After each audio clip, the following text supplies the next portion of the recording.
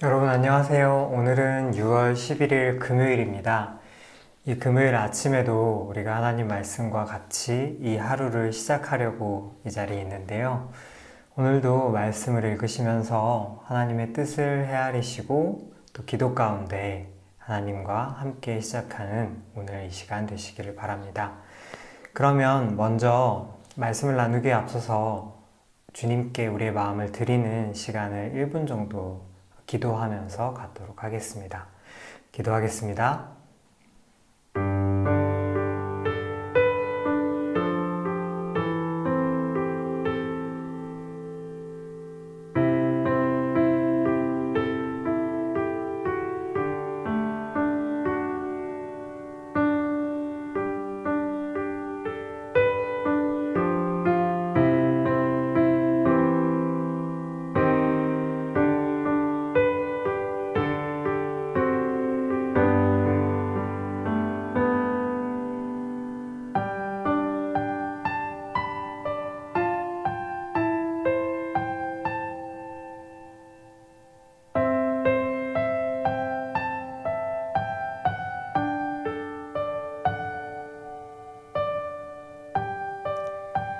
예수님의 이름으로 기도합니다. 아멘.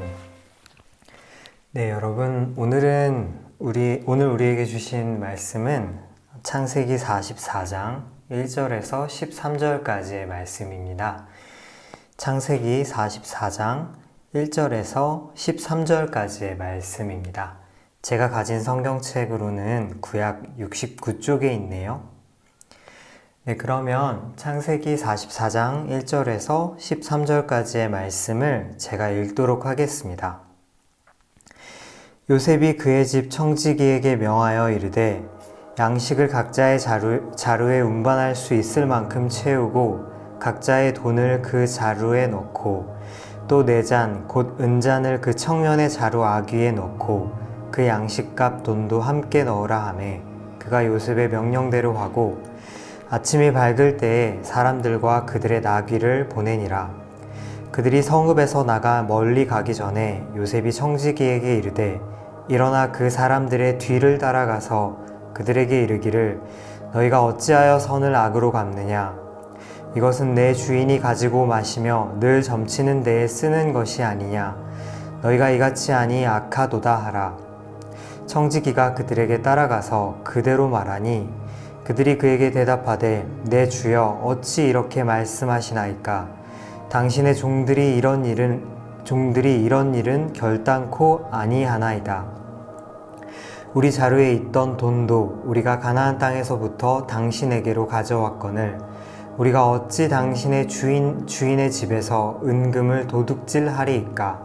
당신의 종들 중 누구에게서 발견되든지 그는 죽을 것이요 우리는 내 주의 종들이 되리이다. 그가 이르되 그러면 너희의 말과 같이 하리라. 그것이 누구에게서든지 발견되면 그는 내게 종이 될 것이요 너희는 죄가 없으리라. 그들이 각각 급히 자루를 땅에 내려놓고 자루를 각기 푸니 그가 나이 많은 자에게서부터 시작하여 나이 적은 자에게까지 조사하매 그 잔이 베냐민의 자루에서 발견된지라. 그들이 옷을 찢고 각기 짐을 나귀에 싣고 성으로 돌아가니라. 아멘. 네, 오늘 본문 말씀에서 요셉의 형제들은 각자의 자루에 양식을 담고 아버지가 있는 가나안 땅으로 향할 때만 해도 앞으로 자기들 앞에 어떤 일들이 나타날지 전혀 알지 못했습니다. 하지만 요셉의 청지기가 달려온 순간 상황은 급변하고 말지요. 청지기는 그들이 총리의 은잔을 훔쳤다고 주장했습니다. 그리고 요셉의 형제들은 아주 당황스러워하게 됩니다. 처음에 그들은 자신들의 결백을 강하게 주장합니다. 심지어는 목숨을 맹세하기까지 하는데요.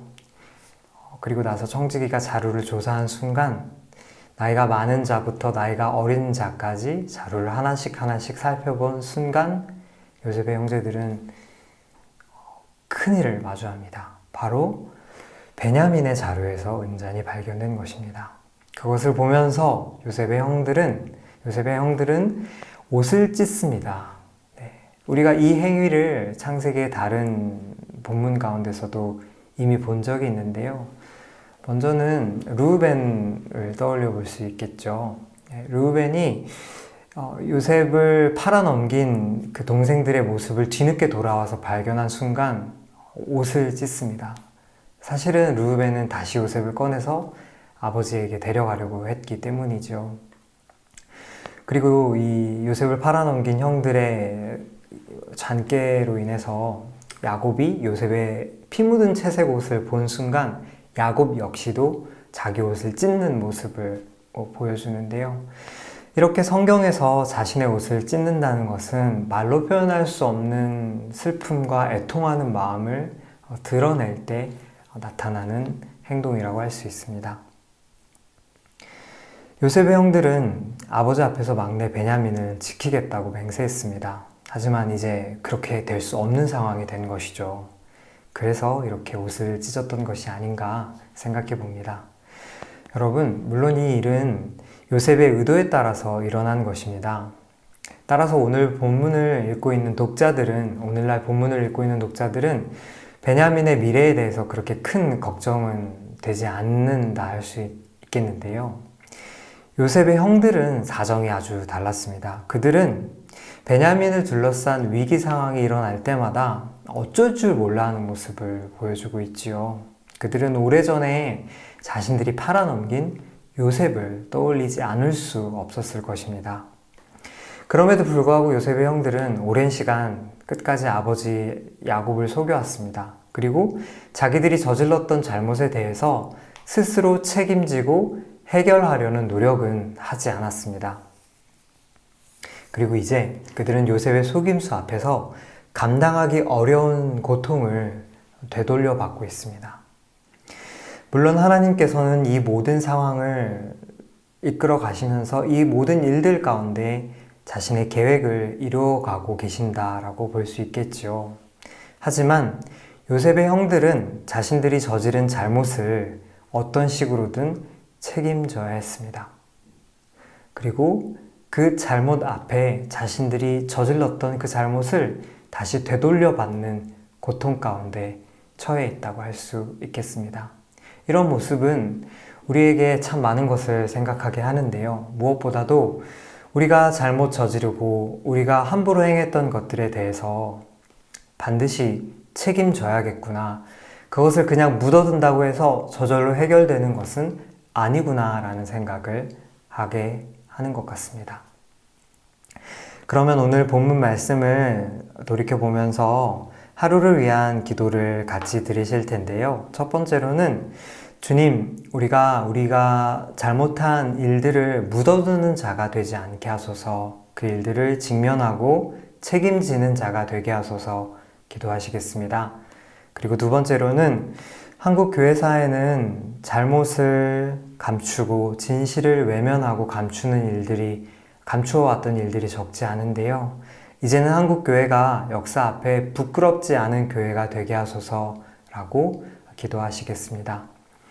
그리고 이 두 가지 기도 제목 외에도 여러분들 마음속에 있는 기도의 제목들을 가지고 이 시간 같이 기도하시면 좋겠고요.